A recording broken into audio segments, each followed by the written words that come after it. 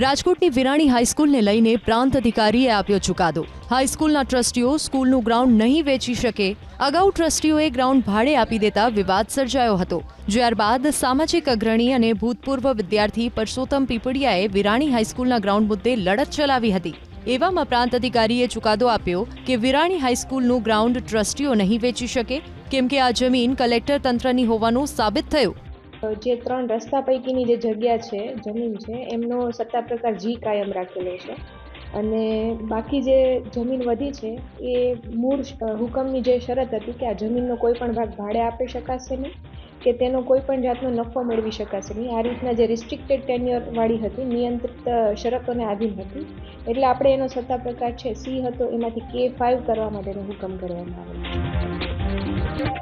રાજકોટની વિરાણી હાઈસ્કૂલને લઈને પ્રાંત અધિકારીએ આપ્યો ચુકાદો। હાઈસ્કૂલના ટ્રસ્ટીઓ સ્કૂલનું ગ્રાઉન્ડ નહીં વેચી શકે।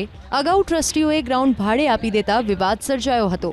જ્યારબાદ સામાજિક અગ્રણી અને ભૂતપૂર્વ વિદ્યાર્થી પરસોત્તમ પીપળિયાએ વિરાણી હાઈસ્કૂલના ગ્રાઉન્ડ મુદ્દે લડત ચલાવી હતી।